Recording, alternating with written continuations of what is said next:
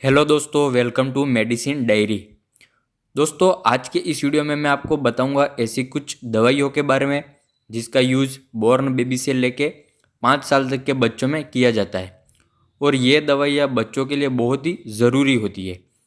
आपको भी अपने घर में इन दवाइयों को ज़रूर रखना चाहिए अगर आपके घर में कोई बच्चा है तो चलिए जानते हैं ऐसी कौन सी दवाइयाँ हैं जो बच्चों के लिए बहुत ही ज़रूरी है। इन दवाइयों का यूज किन कंडीशंस में किया जाता है, तो ये जानने के लिए आप वीडियो में लास्ट तक बने रहिए। तो चलिए शुरू करते हैं। तो दोस्तों, बच्चों में सबसे ज़्यादा समस्या होती है पेट दर्द की।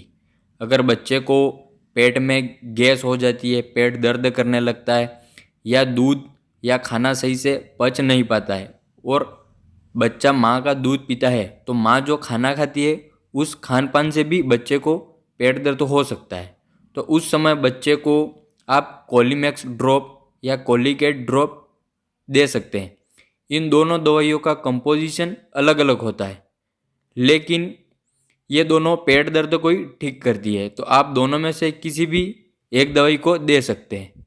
अगर इसके डोज की बात करें तो ये 3 महीने तक के बच्चे को 2 से 4 बूंद दे सकते हैं। अगर 1 साल का कोई बच्चा है उसको 5 से 8 बूंद, और इससे ज़्यादा उम्र के बच्चे को जो ड्रॉपर होता है वो फुल भर के दिया जाता है। और वज़न के हिसाब से इसका डोज अलग भी हो सकता है। तो अगली हम दवाई है उसकी बात करेंगे जो है स्पोरोलेक पाउडर। इसमें आता है लैक्टिक एसिड बेसिलस जो कंपोजिशन होता है। तो ये जब बच्चे को दस्त लगती है, बार बार पोटी आती है, तब इसको दिया जाता है। इसके डोज की बात करें तो 0 से 6 महीने तक के बच्चे को इसका जो सचेट आता है वो आधा सचेट सुबह और आधा शाम को पानी में या दूध में घोलकर दे सकते हैं। और 6 महीने या 1 साल से ज़्यादा उम्र के जो बच्चे हैं उनको एक सचेट दिन में 2 बार या 3 बार दिया जा सकता है। तो ये हो गई दस्त की दवाई। नेक्स्ट जो दवाई है वो है पैरासीटामोल, जो आप सभी अच्छी तरह से जानते हैं, जो बुखार को कम करने के लिए दी जाती है। पैरासीटामोल ड्रॉप और सिरप दोनों ही फॉर्म में आपको मिल जाती है। जब बच्चे को बुखार आता है, बॉडी का टेम्परेचर बढ़ जाता है, तब इसको दिया जाता है। इसके अलावा बच्चे को किसी भी प्रकार का कोई दर्द हो तब भी इसको दिया जाता है। अगर इसके डोज की बात करें तो पर केजी के हिसाब से 15 mg डोज दिया जाता है। अगर किसी बच्चे का वज़न अगर 5 किलो है तो उसके हिसाब से 75 mg इसको डोज दिया जाएगा। ड्रॉप और सिरप अलग अलग स्ट्रेंथ में आती है, तो आप वज़न के हिसाब से इसका डोज कैलकुलेट करके दे सकते हैं। अगली दवाई है जिसकी हम बात करेंगे वो है सेट्रिजिन। ये भी बहुत ही ज़रूरी दवाई है। ये भी आपको ड्रॉप और सिरप दोनों ही फॉर्म में मिल जाती है। मार्केट में इसकी जो पॉपुलर ब्रांड है वो है ज़िरटेक। इसको भी आप ज़रूर रखें। जब बच्चे को छींके आ रही हो, नाक से पानी निकल रहा हो, खुजली चलने लग रही हो, या आँख से पानी निकल रहा हो, रेडनेस हो गई हो, यानी किसी भी एलर्जिक कंडीशन में इसको दे सकते हैं। और इसका जो डोज होता है वो होता है पर केजी के हिसाब से 0.25 mg, ये इसका डोज होता है। अगली जो दवाई है वो है डोमपेरिडोन। ये भी आपको ड्रॉप और सिरप दोनों ही फॉर्म में मिल जाती है।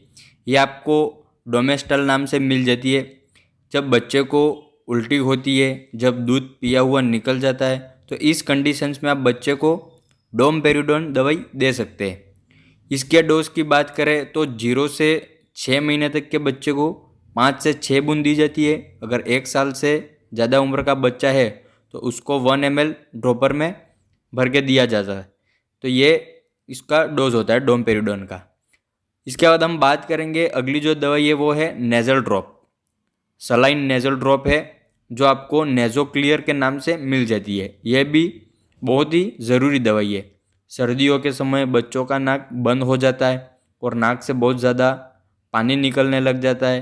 तो इस कंडीशन में बच्चा सही तरह से सांस नहीं ले पाता है। तो ऐसी स्थिति में आप सलाइन नेज़ल ड्रॉप बच्चे की नाक में डाल सकते हैं ताकि बच्चे की नाक खुल जाए और बच्चा आसानी से सांस ले सके। इसके डोज की बात करें तो 1 या 2 ड्रॉप बच्चों के दोनों नेज़ल में दिन में 2 से 3 बार डाल सकते हैं। इससे बच्चे का नाक खुल जाएगा। तो दोस्तों, ये थी कुछ दवाइयाँ जो मैंने आपको बताई जो आपके घर में होना बहुत ज़रूरी है। अगर आपके घर में कोई छोटा बच्चा है तो बहुत ज़्यादा ज़रूरत होने पर आप इसको दे सकते हैं। अगर इससे राहत मिल जाती है तो फिर आप डॉक्टर को दिखा सकते हैं। और मैं उम्मीद करता हूँ आपको ये वीडियो ज़रूर पसंद आया होगा। अगर पसंद आया हो तो वीडियो को लाइक कर दे और हमारे चैनल को सब्सक्राइब कर ले। आपको हमारे चैनल पर इसी तरह दवाइयों की जानकारियाँ मिलती रहेगी।